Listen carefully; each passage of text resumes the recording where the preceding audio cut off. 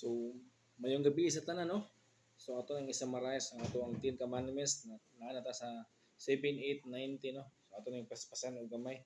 So, number 7 is do not commit adultery. Pagpasabot, dili ka manakaw, dili ka mangabit, no? So, mabasa na siya sa Exodus 20 verse 17. Sa atong basahon, no? Dili ka maibog sa asawa sa imong isig ka tawo, ni sa iyang sulugoon nga lalaki, ni sa iyang sulugoon nga babay, ni sa iyang baka, ni sa iyang asno, ni sa unsang butangan nga iya sa imong isig ka tawo.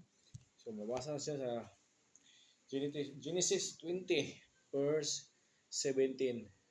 Do not commit adultery. No? Grabe. Kapito nga sugo sa Ginoo. So ang ikawalo kining do not steal.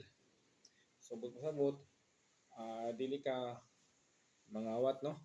Dili na ako na i-discuss og taas kay ako na discuss gabi, no? Mabasa na siya sa Exodus 20 verse 15. Ato na basahan bi. Exodus 20 verse 15. Dili ka pangawat. So, ang ikasiyam kining gitawag na to do not bear false witness, no? Dili ka mosaksi og baka kasi ang mga sugo sa Ginoo. Atong basahon sa Exodus 20 verse 16, no? Dili ka magsaksi og batok sa imong isig ka tao, no? Do not bear false witness against your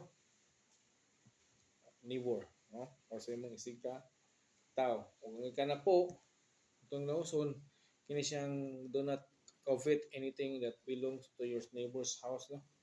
So dili ka atong basahon sa Exodus 20 verse 17 gyapon, dili ka maibog sa balay sa imong isig ka tao, no? So importante na siya. Sumuli na siya ang ikanapo nga sugo sa Ginoo. Ang balikan ay kapito, do not commit adultery. Number 8, do not steal. Number 9, do not bear false witness. And number 10, do not covet anything that belongs to your neighbor's house. So, mo rin ang 6, 7, 8, 9, no? Ako lang gisummarize mga kigsuunan para mas madali ta kay proceed sa lang topic sunod pohon.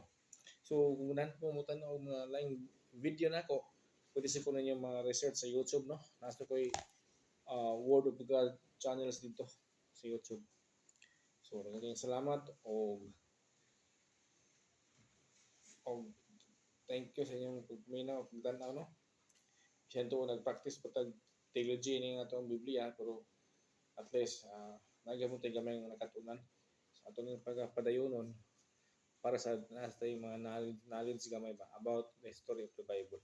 So, daghang salamat and God bless us all. To God be the glory.